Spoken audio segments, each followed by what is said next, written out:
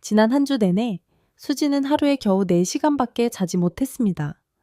그녀는 한 가지 일을 끝내면 또 다른 일을 찾아 나서며 어머니의 병원비를 마련하기 위해 애쓰고 있었습니다. 어머니의 병이 중증이라 치료비와 수술비가 3천만 원까지 들었기 때문입니다.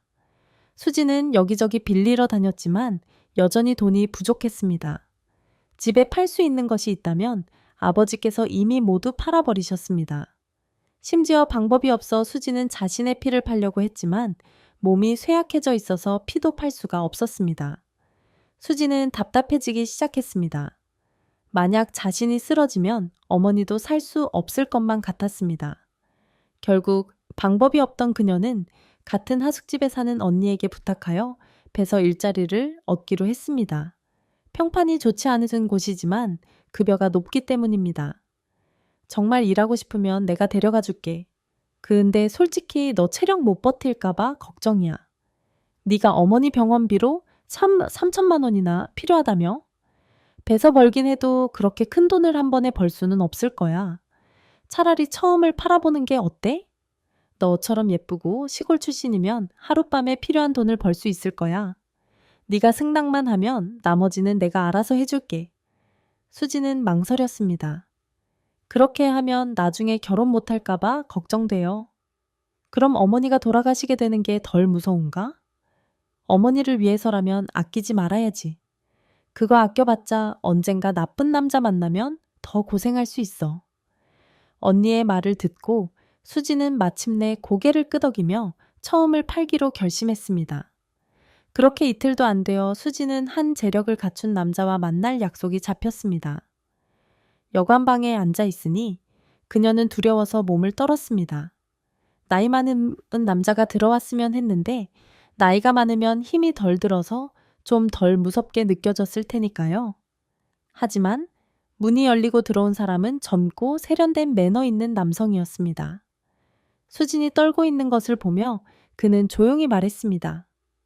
그렇게 무서워? 내가 무슨 호랑이라도 돼서 널 잡아먹을까봐? 수지는 하숙집 언니가 했던 말을 떠올렸습니다. 이 남자는 소심한 여자를 싫어한다고 했습니다. 그녀는 떨리는 마음을 억누르며 천천히 셔츠를 벗고 강한 척하며 자신감 있는 모습을 보이려 했습니다. 하지만 그녀가 억지로 강해질수록 그는 더 어이없다는 듯 웃음을 터뜨렸습니다. 잠깐 너무 서두르지 말고 천천히 해. 본격적인 일 전에 이 물을 다 마셔. 이건 명령이야. 남자는 그녀에게 물을 건네며 미소를 지었습니다. 수지는 불안하게 물었습니다. 근데 이게 무슨 물인지 알아야 마시죠. 혹시라도 위험한 거면 어떻게 해요? 내가 그런 사람으로 보여? 안심하고 마셔. 이건 피임약이야. 이거 마시면 3번 해도 임신 걱정은 안 해도 돼. 너의 첫 번째를 원해서 보호장치 없이 하고 싶어. 다 끝나고 나면 3천만 원은 내 계좌로 바로 들어갈 거야. 그 말을 듣고 수지는 물을 다 마셨습니다.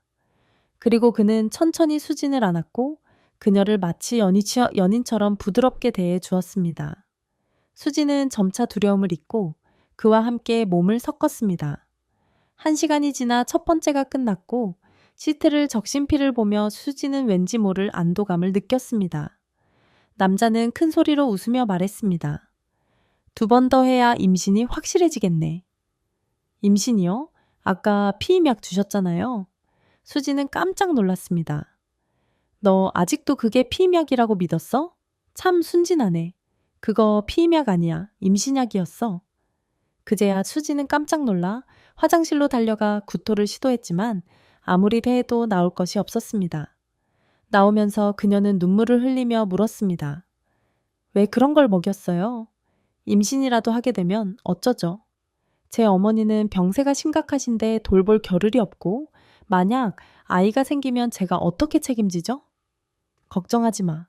내가 그 아이의 아빠니까 당연히 책임질 거야. 사실 처음부터 널 아내로 삼을 생각이었어. 저와 결혼한다고요? 하지만 제 처지도 모르시잖아요. 저는 가난한 시골 출신이에요. 난 네 상황을 너보다 더 잘 알아. 네 효심이 대견해. 그래서 네 그 모습이 더 사랑스러워. 그러니까 내 아내가 되어줘. 선택의 여지가 없어. 내 생각엔 곧 임신 소식이 들릴 테니 말이야. 어머니는 내가 돌봐드릴게. 넌 내 옆에만 있어주면 돼. 그 말을 듣고 수지는 눈물에 잠겼습니다. 모든 것이 너무 빠르게 일어나 상상할 수조차 없었습니다. 그녀는 어린아이처럼 울며 그 남자의 어깨에 기대었습니다. 아마도 운명이 그녀에게 다가왔던 것 같습니다. 그리고 그것은 좋은 결과로 이어질 듯 했습니다. 이제 수진의 인생은 좋은 방향으로 흘러가고 폭풍 같은 시간은 지나갔습니다. 여러분, 예전에는 처녀성이 도덕과 직결된 가치로 여겨졌지만 요즘 젊은이들 사이에서는 이 두 개념이 분리되어 가고 있습니다. 자유로운 연애관이 퍼지면서 처녀성에 대한 인식도 한층 자유로워졌습니다. 하지만 이런 변화가 사회에 여러 문제를 일으키고 있습니다. 그중 하나가 바로 소셜미디어를 통한 처녀성 매매입니다. 이 매매는 날로 증가하고 있으며 젊은 여성들을 유혹하는 다양한 교묘한 수법도 많아지고 있습니다. 그렇다면 이런 거래는 어떻게 이루어질까요? 다음 이야기를 통해 확인해 보시기 바랍니다. 새벽 2시, 차가운 비가 내리는 밤에 한 남자가 설레는 마음으로 서둘러 차를 몰고 갑니다. 남자가 도착한 곳은 어두운 골목에 있는 허름한 하숙집입니다. 처녀성을 거래하기로 한 여자는 손님이 길을 잃을까봐 걱정되어 도착하기 전부터 전화로 길을 안내했습니다. 남자가 도착하자마자 그녀는 달려나와 그를 안으며 물었습니다. 돈 충분히 가지고 오셨죠? 그러고는 자신이 실수한 걸 깨달은 듯 그의 볼에 가볍게 입맞추며 어색함을 넘겼습니다. 농담이에요. 준비 다 하셨겠죠? 처음엔 강한 척했지만 사실 속으로는 긴장하고 있었습니다. 다른 하숙집 친구들은 그녀가 갑자기 얌전해진 것을 보고 농담을 던졌습니다. 그 19세 여자의 이름은 미영이고 강원도 상골에서 왔습니다. 하얀 피부, 붉은 입술, 검은 머리카락을 지닌 미영은 고운 외모를 자랑합니다. 미영의 아버지는 현재 밀수 혐의로 8년형을 살고 있고 어머니는 행방이 묘연해 그녀와 여동생을 외할머니가 돌봐주셨습니다. 15살 때 미영은 친구들과 함께 서울에 내려와 카페에서 일하기 시작했습니다. 그녀는 벌어들인 돈의 일부를 외할머니께 보내 여동생을 돕고 일부는 자신을 위해 썼습니다. 같이 내려온 친구들은 좋은 전화도 사고 멋진 오토바이도 타는데 저는 아무것도 없어요. 미영은 마치 어린아이처럼 입을 삐죽거렸습니다. 미영은 친구들이 처음을 팔아 돈을 번다는 소문을 듣고 두려워 처음엔 따라하지 않았지만 계속 권유받다가 결국 카페를 그만두고 친구들을 따라 돈을 벌어보기로 했습니다. 그들은 미영에게 인터넷에서 처녀성을 팔도록 방법을 가르쳐 주었지만 아무도 그녀의 진심을 믿지 않았습니다. 사람들이 와서 보고는 다시 떠나버렸습니다. 미영은 친구들이 인터넷에 처녀성을 올리고 대기업 임원에게 200만 원을 받고 팔았다는 말을 들었습니다. 그 후 그 남자에게 애인으로 인정받고 호화로운 생활을 누리며 차도 새로 사고 고급 전화기도 얻었다고 합니다. 그녀는 그런 삶을 부러워하며 동경했습니다. 하지만 두 친구는 부모에게 이 사실이 발각되어 집으로 끌려가 심하게 혼난 후 다시 고향으로 돌아갔습니다. 그중 한 명은 결혼을 했지만 남편이 그녀의 과거를 알게 되자 이혼당해 지금은 술집에서 일하고 있습니다. 미영은 손님에게 물었습니다. 계약서를 작성할까요? 아니면 병원에서 검사할 필요는 없으신가요? 계약은 괜찮았는데 병원 검사는 좀 꺼려지네요. 계약서란 미영이 말하길 만약 처녀성이 확인되지 않으면 돈을 전액 환불하고 아무런 불만을 제기하지 않는다는 내용이었습니다. 그러나 이번에는 계약서 없이 진행되었습니다. 미영은 저는 돈이 필요해요. 핸드폰도 사고 월세도 내야 하고 여동생에게 직업 교육비도 보내야 하거든요. 그녀는 내일도 계속 처녀성을 팔기 위해 인터넷에 글을 올릴 것이라고 말했습니다. 어차피 나락으로 떨어지기로 했으니 남들이 뭐라 해도 상관없어요. 마지막에 그녀는 결연한 목소리로 말했습니다. 처녀성 매매는 이제 예외적인 일이 아닙니다.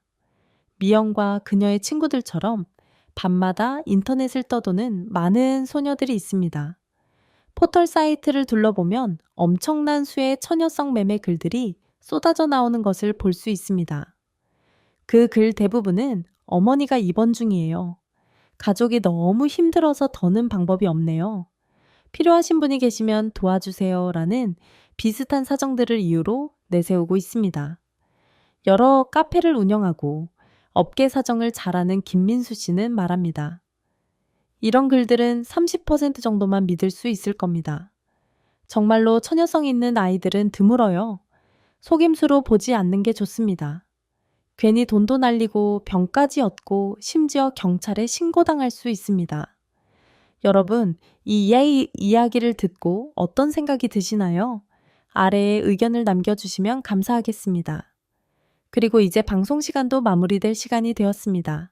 시청해 주셔서 진심으로 감사드리며 다음 방송에서 다시 만나 뵙겠습니다.